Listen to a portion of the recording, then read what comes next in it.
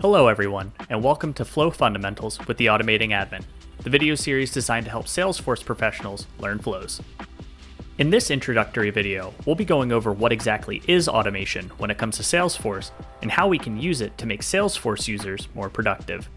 By the end of this video, we'll learn what is automation in the context of Salesforce, what are Salesforce flows, and when should automation be leveraged.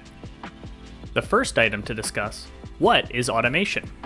Automation, when dealing with Salesforce, is using software or tools to complete repetitive tasks or actions automatically, minimizing the amount of time and effort needed for manual intervention by a human.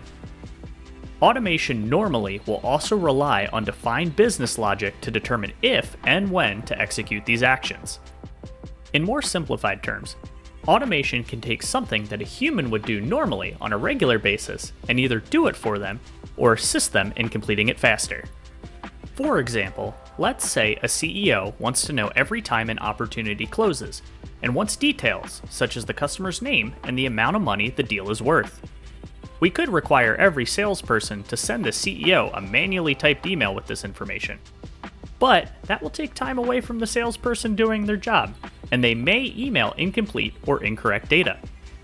Alternatively, we can create automation that sends an email to the CEO pre-filled with the required information whenever an opportunity stage equals closed won. This would ensure every deal is emailed, and the data comes straight from Salesforce, minimizing data errors. How do we create this automation? Enter Salesforce Flows.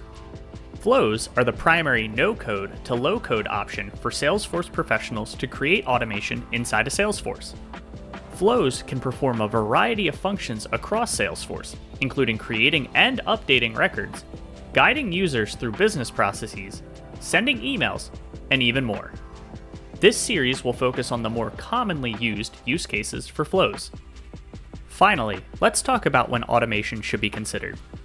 It can be tempting to automate as much as possible for yourself or a stakeholder, but having too much automation can be difficult to maintain and cause technical debt. Before building automation for a given problem, ask yourself these questions.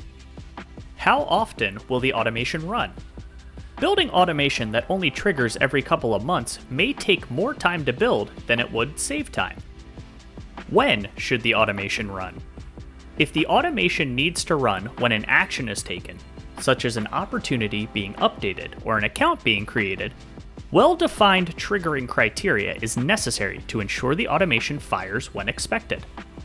For example, having a flow send an email when an opportunity stage is changed to close won is clear and easy to test, whereas having an email sent when the opportunity is closed won and 10 other fields need to meet specific criteria can cause user frustration if the email ends up not sending.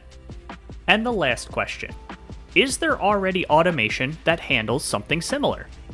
This question is less about whether or not to use automation, but rather if existing automation can be updated to handle the new request.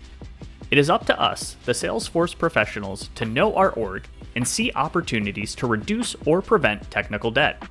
If I have a flow that sends an email when an opportunity is closed won, and I need to also send an email when an opportunity is closed lost, it makes more sense to update the existing flow to handle two different emails than it is to create a second flow. That's all for today's Flow Fundamentals video. If you enjoyed the topic, please be sure to like and subscribe. Thanks, and I'll see y'all later.